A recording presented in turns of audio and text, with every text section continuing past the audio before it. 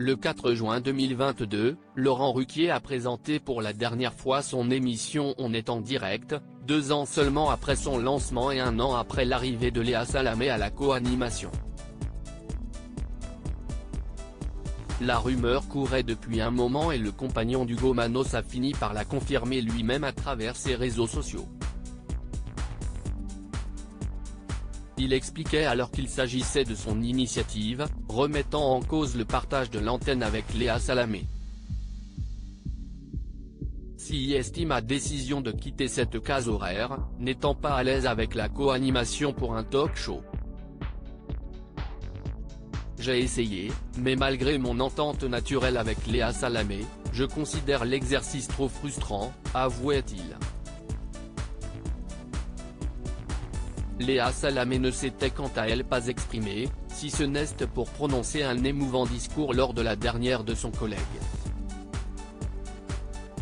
Mais, lors d'un entretien avec Michel Simès pour son émission Dr Good, la journaliste a accepté d'évoquer son départ et surtout de réagir à son sentiment de frustration.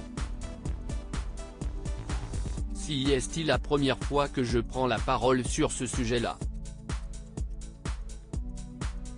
Depuis, tout a été écrit, lui a parlé. Moi, je ne parle pas, a-t-elle d'abord déclaré, rapportant ensuite que Laurent Ruquier lui avait fait part de ses doutes très vite, au bout de 3 mois.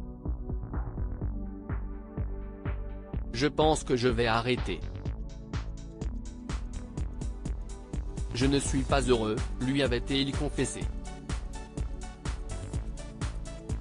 Mais alors, quelles étaient réellement les causes de son mal-être? Pour Léa Salamé, il y a plusieurs raisons. Il y avait des questions de producteurs. Il y avait des questions de faire une émission qu'il avait envie de faire, qui n'était pas exactement celle-là. Et puis, il y avait la coprésentation, a-t-elle confirmé. Et de préciser, Laurent Ruquier est quelqu'un avec qui je m'entends très bien depuis l'époque d'On n'est pas couché, où elle était sa chroniqueuse de 2014 à 2016, note de la rédaction. Il m'a dit de manière assez claire, je t'adorais comme chroniqueuse, mais, partagée en coprésentatrice, ça me frustre. Voilà ce qu'il m'a dit. Moi, ça me frustrait moins.